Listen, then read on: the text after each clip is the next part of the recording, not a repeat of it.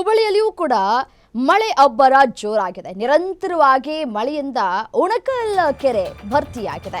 ಉಣಕಲ್ ಕೆರೆ ತುಂಬಿ ಕೋಡಿ ಬಿದ್ದ ಕಾರಣ ಆತಂಕ ಕೂಡ ಹೆಚ್ಚಾಗ್ತಾ ಇದೆ. ಉಣಕಲ್ ಕೆರೆ ಅಕ್ಕಪಕ್ಕದ ನಿವಾಸಿಗಳಿಗೆ ಆತಂಕ ಹೆಚ್ಚಾಗ್ತಾ ಇದೆ. ರಾಜಕಾಲುವೆ ತುಂಬಿದ್ರೆ ಮನೆಗಳಿಗೆ ನೀರು ನುಗ್ಗುವಂತಹ ಭೀತಿಗಳು ಕೂಡ ಇದೀಗ ಶುರುವಾಗ್ತಾ ಇದೆ ಆ ಭಾಗದ ಜನರಿಗೆ. ಅಧಿಕಾರಿಗಳ ನಿರ್ಲಕ್ಷ್ಯಕ್ಕೆ ಹುಬ್ಬಳ್ಳಿಯ ಜನತೆ ಆಕ್ರೋಶವನ್ನ ಕೂಡ ವ್ಯಕ್ತಪಡಿಸ್ತಾ ಇದ್ದಾರೆ. ರಾಜಕಾಲುವೆ ತುಂಬೋಗ್ಬಿಟ್ರೆ ಏನ್ ಗತಿ ಅಂತ ಹೇಳಿ ಆ ಭಾಗದ ಜನರು ಆಕ್ರೋಶವನ್ನು ವ್ಯಕ್ತಪಡಿಸ್ತಾ ಇದ್ದಾರೆ. ಹುಬ್ಬಳ್ಳಿಯ ಜನತೆ ಇದೀಗ ಈ ಒಂದು ಮಳೆಯಿಂದಾಗಿ ಹೈರಾಣರಾಗಿ ಹೋಗಿದ್ದಾರೆ. ಮಳೆ ಜೋರಾದಂತಹ ಹಿನ್ನೆಲೆಯಲ್ಲಿ ಉಣಕಲ್ ಕೆರೆ ಏನಿದೆ ಅದು ಕಂಪ್ಲೀಟ್ ಆಗಿ ಭರ್ತಿಯಾಗಿದೆ. ದೃಶ್ಯವನ್ನ ಕೂಡ ಗಮನಿಸಬಹುದು. ಇನ್ ಕೇಸ್ ರಾಜಕಾಲುವೆಗೆ ಏನಾದರೂ ಈ ನೀರು ನುಗ್ಗಿದ್ರೆ ಮನೆಗಳಿಗೆ ನೀರು ನುಗ್ಗುವಂತಹ ಸಾಧ್ಯತೆಗಳು ಕೂಡ ಇದೆ.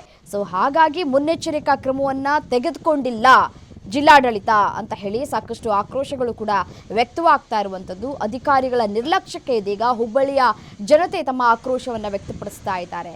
ಮನೆಗಳಿಗೆ ನೀರು ತುಂಬಿದ್ರೆ, ಮನೆಗಳಿಗೆ ನೀರು ನುಗ್ಗಿದ್ರೆ ಆಗ ಸಾಕಷ್ಟು ಅವಾಂತರಗಳು ಕೂಡ ಸೃಷ್ಟಿಯಾಗುತ್ತೆ.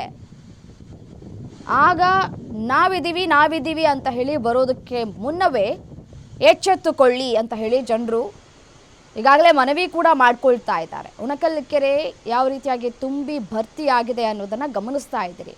ಹುಬ್ಬಳ್ಳಿಯಲ್ಲಿ ಇರುವಂತಹ ಉಣಕಲ್ ಕೆರೆ ಇದು ಕೋಡಿ ಬಿದ್ದಿದೆ.